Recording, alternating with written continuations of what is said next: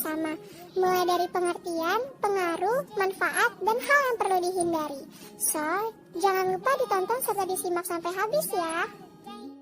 Iptek, globalisasi, sistem pertahanan dan keamanan. Maksudnya gimana, Gi? Oh, jadi gini.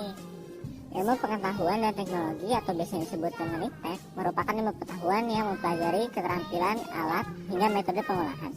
Iptek juga membantu manusia melakukan suatu kegiatan apapun termasuk dalam bidang pertahanan dan keamanan. Globalisasi dalam bidang iptek ini ditandai dengan kemajuan ilmu pengetahuan dan teknologi di berbagai negara. Kekuatan utamanya adalah untuk meningkatkan kesejahteraan dan peradaban bangsa di segala bidang. Pada abad yang ke-20, rekayasa teknologi yang dikembangkan oleh manusia ini terus mengalami kemajuan, bahkan bisa dibilang menuju kesempurnaan loh. Pada abad ini ditemukan beberapa yang sangat menunjang pada perkembangan dan kemajuan ilmu pengetahuan, seperti munculnya televisi, komputer, telepon, dan sebagainya. Bukannya kayak gini nih ada dampak positif sama negatifnya ya, Gi? Kalau jujur sih gue kurang tahu sih, Anes. Kalau misalnya kita tanya aja gimana? Yaudah, yuk. Jadi pengaruh iptek dalam pertahanan keamanan itu ada dua dampaknya, mulai dari positif dan negatif. Kalau untuk dampak positifnya itu, yang pertama, teknologi informasi dapat mempercepat penyampaian informasi sehingga dapat mempercepat pengambilan keputusan. Nah, di dalam bidang pertahanan keamanan ini, pengaruhnya itu bisa digunakan di dalam bidang militer. Salah satunya dalam penggunaan teknologi. Teknologi digunakan untuk menyampaikan kabar penting atau berkomunikasi serta memberikan informasi di situasi genting ataupun juga sulit. Supaya pengambilan keputusan ini cepat dilakukan dan dilaksanakan dalam pertahanan dan keamanan suatu negara. Yang kedua, menggunakan teknologi kecerdasan buatan untuk mengetahui kekuatan musuh dan menyiapkan formasi militer. Satelit dan data-data informasi yang didapatkan melalui alat teknologi ini bisa mengetahui segala informasi data-data penting dan tentang apa yang terjadi dalam bidang tersebut. Yang ketiga, melindungi data pribadi rakyat Indonesia yang terdaftar di lambang pemerintahan. Sebuah negara dan maju itu dikarenakan negara harus menjaga privasi data pribadi seluruh rakyatnya agar tidak dipersalahgunakan oleh lembaga yang tidak berwenang.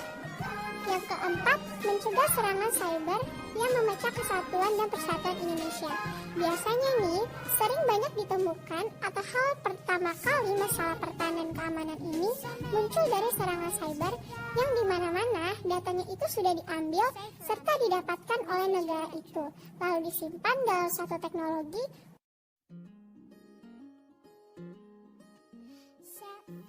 Untuk pengaruh dalam dampak negatifnya ini, yang pertama menimbulkan tindakan anarkis dari masyarakat. Tindakan inilah yang mengganggu stabilitas nasional, ketahanan nasional, serta persatuan negara. Karena mereka akan selalu menuntut terhadap hak mereka dan akan meninggalkan kewajibannya. Sehingga dampaknya menjadi sangat besar terhadap keamanan negara. Yang kedua, muncullah perang informasi dengan memanfaatkan perkembangan teknologi informasi. Penyalahgunaan perkembangan iptek dapat menimbulkan salah informasi atau hoax yang dilakukan oleh sebuah organisasi dengan memonopoli dan memainkan kepercayaan publik sehingga dapat menimbulkan masalah pro dan kontra. Yang ketiga, menggunakan teknologi satelit untuk melacak dan melakukan kejahatan. Terjadinya sebuah kekerasan akan menimbulkan masalah. Jika ditemukan lokasi yang dituju, maka akan terjadi sebuah tindakan kriminal.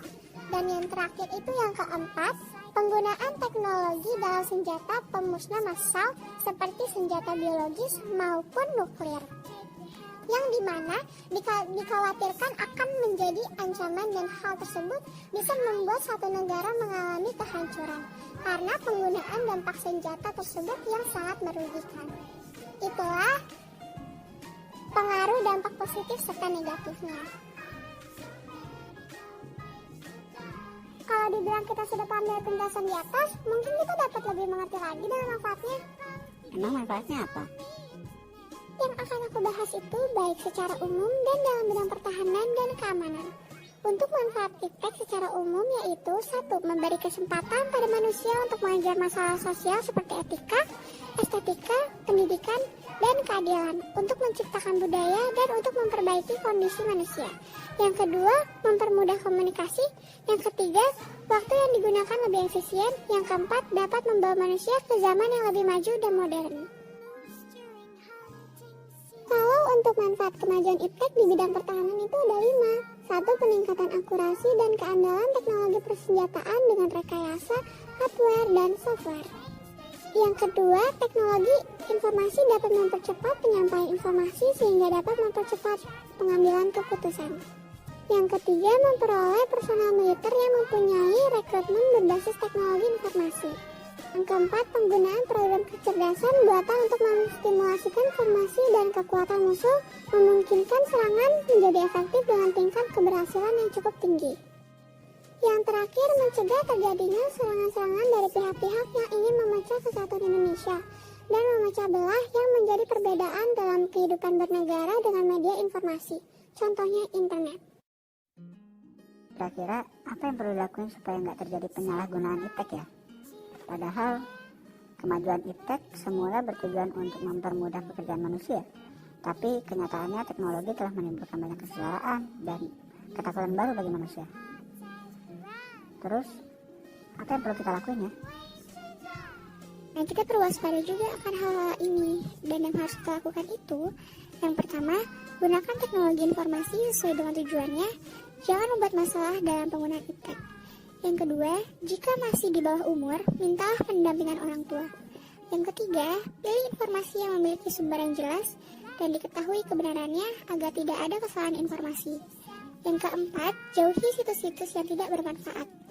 Yang kelima, ketika bersosial media, utamakan rasa toleransi dan saling menghargai. Dan yang keenam, jangan mudah terpengaruh terhadap informasi yang provokatif. Sampai di sini dulu pembelajaran kita pada hari ini. Semoga dapat bermanfaat dan menambah ilmu serta wawasan menjadi lebih banyak. Kami pamit untuk diri. Thank you and see you. Dadah!